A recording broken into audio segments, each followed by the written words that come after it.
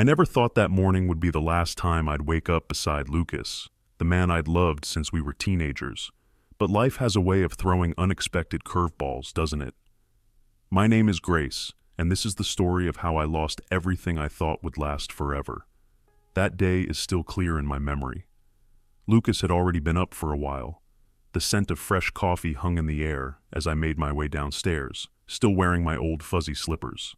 I spotted him in the kitchen. He was standing by the counter, his back facing me, shoulders slightly slumped forward. Something in the way he stood, it felt off. There was tension, like a rope pulled too tight. "Morning, babe," I greeted him, trying to stifle a yawn as I shuffled into the room.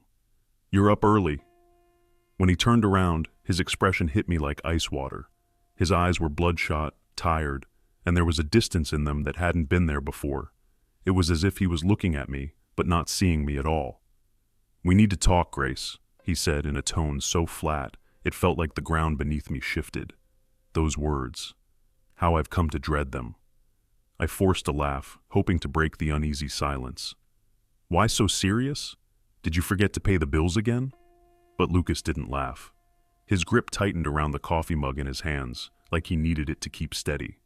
"I can't do this anymore," he muttered. For a moment, it felt like everything stopped. "Do what?" I asked, though deep down, I already knew. Maybe I had known for a while, but I hadn't wanted to face it. Us. His hand moved in a vague gesture between us. "I'm done, Grace. I can't keep pretending everything's fine when it's not." His words landed like weights I wasn't ready to carry. "What are you talking about? Everything is fine. We're fine."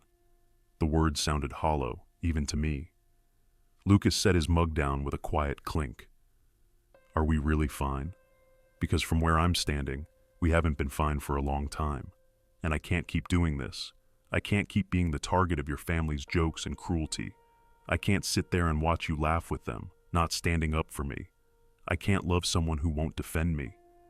His words pierced through me, and I couldn't find a way to respond.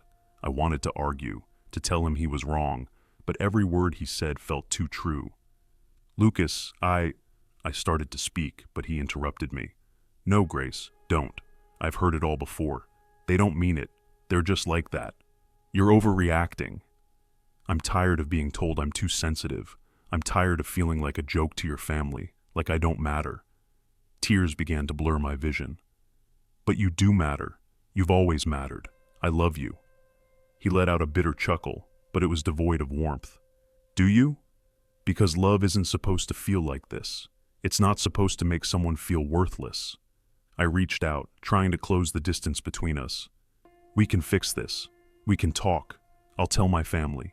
But Lucas shook his head and took a step back. "It's too late for that, Grace. I've given you so many chances. I've begged you to stand up for me, to see how much this hurts, but you never did. And now, I've got nothing left to give." His voice held a kind of finality that terrified me. This wasn't a fight. This was something else entirely. "What are you saying?" I whispered, my heart sinking. He met my eyes, a strange mix of sadness and determination in his gaze. "I'm saying goodbye, Grace. I'm leaving." The world around me seemed to blur. I couldn't breathe. This couldn't be real. Not with Lucas. Not after everything we'd been through. "You can't just leave," I blurted out, my voice cracking. "We've been together since high school. We're married. You can't walk away from that." But Lucas just looked at me, his expression softening, though it did nothing to ease the ache inside me. "I can, Grace, and I am. I'm sorry. I really am. But I deserve better than this. So do you." Without another word, he turned and left the kitchen. I heard his footsteps on the stairs, the sound of drawers opening and closing. He was packing. He was really leaving. I don't know how long I stood there, numb and unable to move. Eventually, I made myself go upstairs. When I stepped into the bedroom, Lucas was calmly packing his things, folding shirts and placing them in his suitcase like it was just another day. "You can't do this," I said, my voice shaky. "Please, Lucas, we can fix this. I'll be better. I'll stand up to them. I'll be the wife you deserve." Lucas paused for a moment, then gently pulled his arm away from my grasp. "Grace, I wish I could believe that, but I've waited for years. I've waited for you to show me that I matter. You never did. It's not too late, I insisted, trying to keep the panic out of my voice. We love each other. That has to mean something. He stopped packing for a second, his shoulders sagging under the weight of his decision. When he turned to face me, there were tears in his eyes. Sometimes love isn't enough, Grace. Sometimes you have to love yourself enough to leave. Those words hit me harder than I thought possible. My legs gave out, and I sank down onto the bed, staring at the floor, my thoughts spinning out of control. Where are you going to go? I asked quietly. Lucas zipped his suitcase, the sound too loud in the suffocating silence. I'm going to stay with Sophia for a while. Sophia? I repeated, barely able to believe what I was hearing.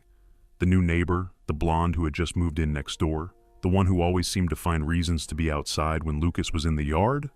My heart twisted painfully. Are you leaving me for her? I managed to ask, though part of me didn't want to know the answer. Lucas shook his head, but the guilt in his eyes was undeniable. No, it's not like that. She's just a friend. She's offering me a place to stay while I figure things out. But even as he said it, I could feel the lie creeping in. Maybe nothing had happened yet, but it was only a matter of time. I could feel it. Please, I whispered, the word barely escaping my throat. Please don't go. Lucas hesitated, his eyes locking with mine for what felt like an eternity. There was something there, regret, maybe even a flicker of hope, but whatever it wasn't enough. He picked up his suitcase and walked out. I'm sorry, he said softly as he left. The front door closed behind him with a hollow thud that echoed through the empty house. I stayed in that room, motionless. Minutes passed, maybe hours. Time didn't seem to exist anymore. It was the sound of my phone ringing that finally broke through the fog in my mind. For a brief second, I hoped it might be Lucas, calling to say he'd changed his mind. But when I checked, the screen showed my mother's name. Grace, are you home? Why aren't you answering the door? Her voice jarred me back to reality. What are you talking about, Mom? I've been outside knocking for 10 minutes. Are you all right? No, I wasn't all right. My husband had just left me, and my entire life was in pieces. But what I said instead was, yeah, Mom, I'll be right there. I hung up, somehow dragging myself to the door. When I glanced in the mirror, I hardly recognized the woman looking back. Puffy eyes, disheveled hair, a shadow of the person I used to be. Opening the door, I was greeted by my mother's concerned expression. Grace, you look awful. What's going on? I wanted to tell her everything, but all I could manage was a weak, I'm fine, Mom. Just a rough night. She clicked her tongue, shaking her head. Where's Lucas? Did he let you sleep in on a weekday? At the sound of his name, the wall I'd built up started to crack. He's gone, Mom. He's gone. Gone? She repeated, her eyes wide with confusion. What do you mean? Where did he go? The floodgates opened. I couldn't hold it back any longer. Tears streamed down my face as I gasped, Mom, he's gone. Lucas left. Her eyes widened in disbelief, and for a few moments, she just stared at me. Then, to my utter astonishment, she let out a short laugh. Oh, honey, she said, patting my arm as if I were being dramatic. Don't be ridiculous. Lucas wouldn't leave you. He doesn't have it in him. He's probably just having one of his little episodes again. You know how easily he gets worked up. Her dismissiveness made something snap inside me. It's not a tantrum, Mom. He packed his things, he said goodbye, and he walked out. He's really gone. Her expression shifted. Confusion flickered across her face, only to be quickly replaced by something else. Something almost like relief? Well, she said briskly, her voice changing. Maybe that's for the best. You could do a lot better than Lucas, sweetheart. I've always thought so. I stared at her, my mind reeling. Better than Lucas? Mom, Lucas is amazing. He's smart, kind, and has stood by me through everything. How could you say that? She waved her hand dismissively. Grace, you've always seen him through rose-colored glasses. Sure, he's nice enough, but he's never been husband material. Always with his nose in a book, never able to fix things around the house. A real man should be able to take care of his home, his family. Her words were like cold water splashing in my face, sharp and unexpected. Suddenly, it was as if a veil had been lifted, and I saw everything clearly, every jab, every joke, every time my family had undermined Lucas. I had ignored it. I had let them do it. And Lucas, He had been right all along. "Stop it," I said quietly, my voice barely audible. "What was that, dear?" my mother asked, leaning closer. "I said stop it," I snapped, my voice gaining strength. "Stop talking about him like that. Lucas is better than any of us. He's gentle, thoughtful, and he's loved me without fail. And what did I do? I let you and Dad treat him like he was nothing. I stood by, and I let it happen." Her face hardened as she tried to interrupt. "Now, Grace, I didn't mean..." But I wasn't done. Years of frustration and shame spilled out before I could stop them. "No, you don't get to explain it away. You've been cutting him down for years. Him and his quiet way, his kindness. Just because he wasn't some handyman, you decided he wasn't man enough. And I let you. I didn't stand up for him. I told him he was too sensitive, that it wasn't a big deal. But it was. It mattered. He mattered. And now I've lost him because I wasn't strong enough to fight for him." I was shaking by the time I finished, my hands balled into fists at my sides, my breath coming fast. My mother stood there, mouth slightly open, at a loss for words. "Grace," she finally managed, her voice hesitant. "We never meant..." "I don't care," I cut her off. "I really don't want to hear it right now. Not today. I think it's best if you leave.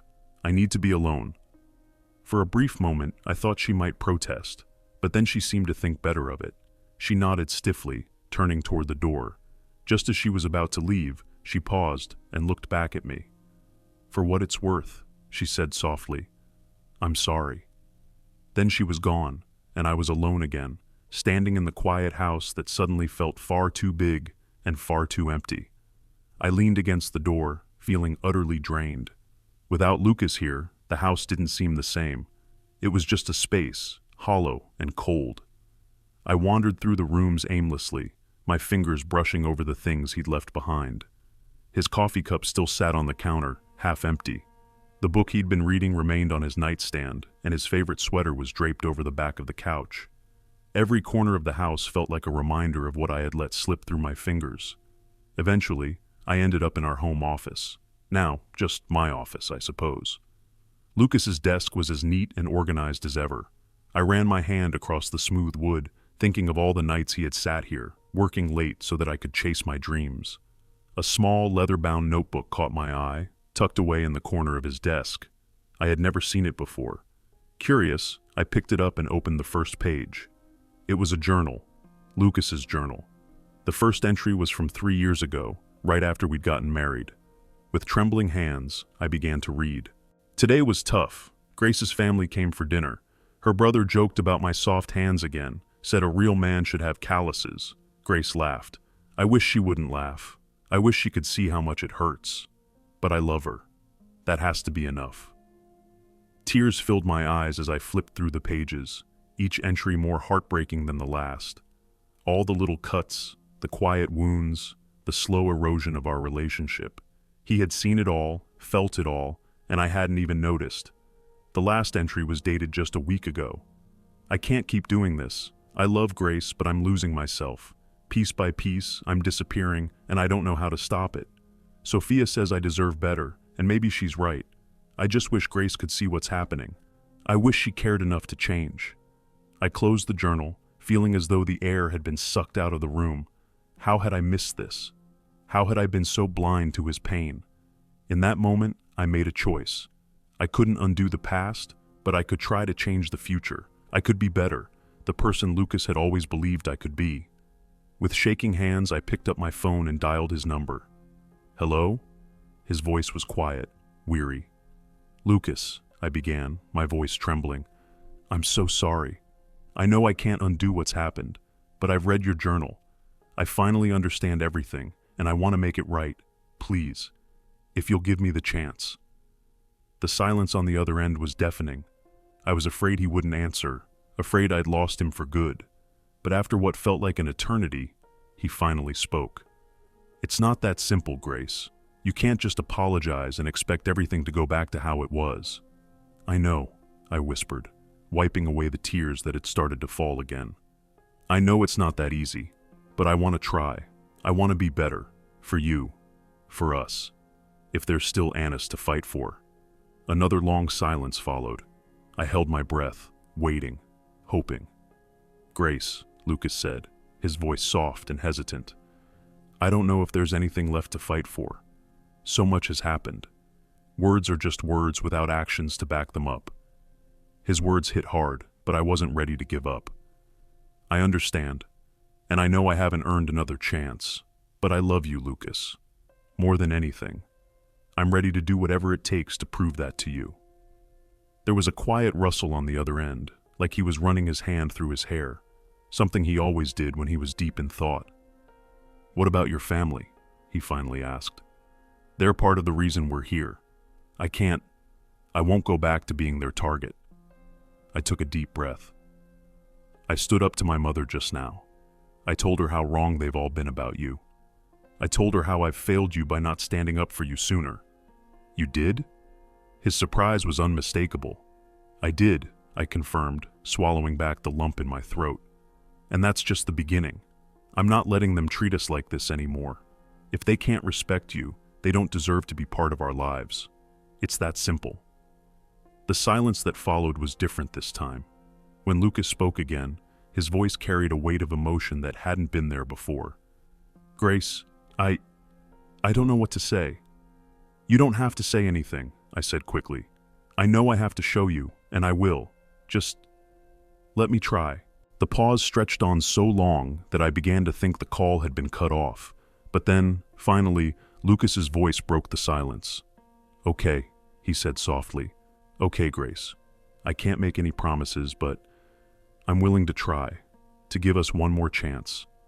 The relief that washed over me was overwhelming, making it hard to speak. "Thank you," I whispered, tears spilling down my face. "Thank you, Lucas. I swear this time, I won't let you down." "I really hope not," he said, his voice carrying a mix of hope and exhaustion. "Because this is it, Grace. If things don't change—" "They will," I interrupted, desperate for him to believe me. "They already have. I swear to you, things will be different." We stayed on the phone for a while longer, talking about what came next. We planned to meet the next day to discuss everything properly. When we finally hung up, I felt a glimmer of hope for the first time in what felt like forever. But I knew the hard part was just beginning. Words were easy. It was my actions that would matter now. I needed to prove to Lucas and to myself that I could be the person he deserved. The following weeks were a blur of upheaval and adjustment. True to my word, I stood up to my family. It wasn't smooth sailing. There were shouting matches, tears, and slammed doors. But I held firm. I still remember the look on my father's face when I confronted him about how he had treated Lucas over the years. "Now listen here," he began, his face turning a shade of red I hadn't seen before. "I've tolerated more than enough from that boy, but—" "No, Dad," I cut him off, my voice steady. "You've said enough. Lucas isn't a boy. He's a good man. He's loved and supported me in ways you can't even begin to understand. If you can't respect him, if you can't treat him with the decency he deserves, then you won't be part of our lives. It's as simple as that." He stared at me, stunned. "You'd choose him over your own family?" he asked, clearly bewildered. "Absolutely," I replied, without a moment's hesitation. "Lucas is my family. He's the person I chose, and it's high time I started acting like it." But standing up to my family wasn't the only challenge. I had to confront myself, too. Years of ingrained patterns don't disappear overnight. I found myself in therapy, digging into my own issues, figuring out how to be a better partner, how to be a better person. Lucas and I started couples counseling as well. Those sessions were brutal at times. We walked out of some of them feeling emotionally raw, barely able to look at each other. But over time, things began to shift. We were learning how to communicate again, how to really listen. I was learning how to stand up for Lucas, not just to my family, but to anyone who dared belittle him. And Lucas, he was learning how to trust me again. There were setbacks, of course.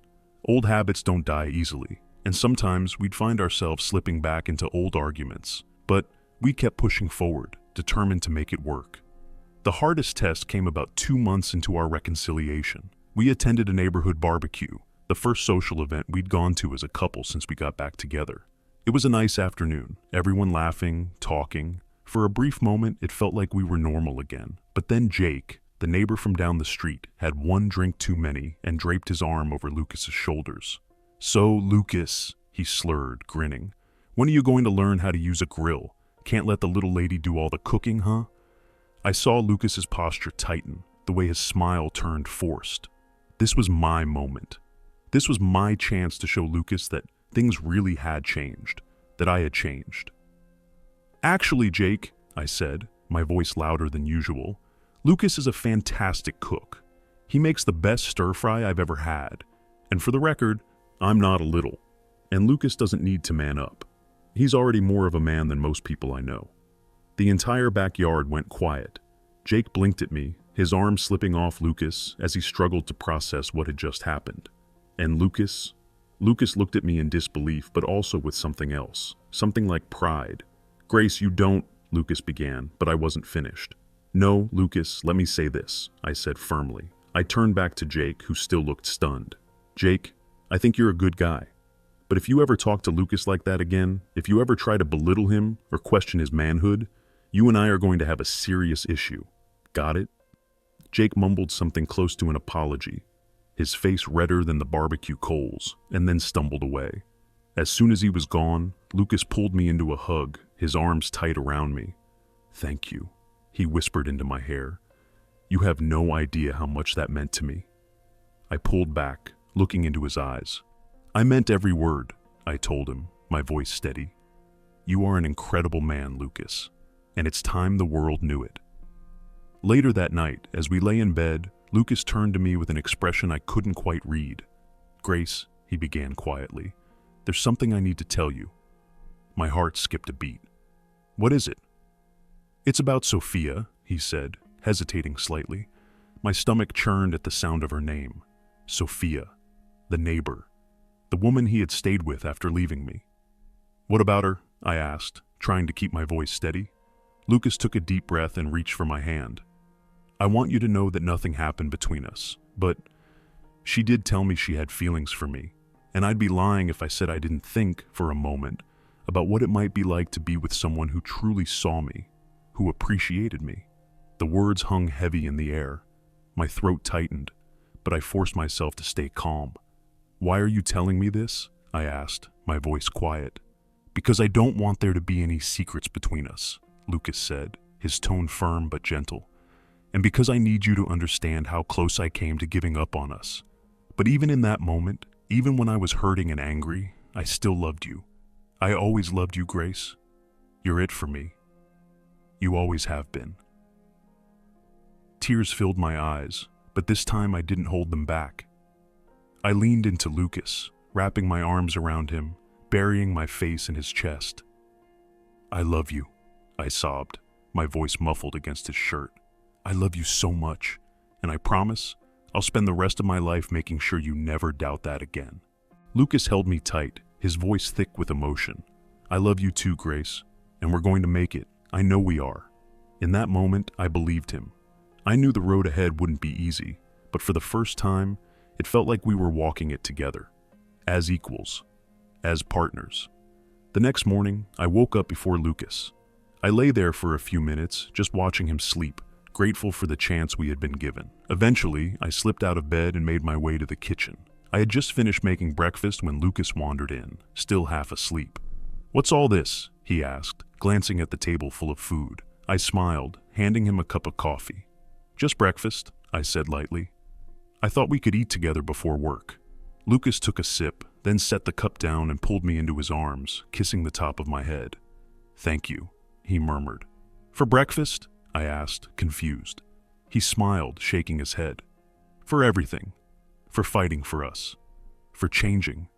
For loving me. I cupped his face in my hands, gazing up at him. Always, I whispered. I will always fight for us, Lucas. Always. As we sat down to eat, a sense of calm washed over me, steady and strong. And in that moment, nothing else seemed to matter.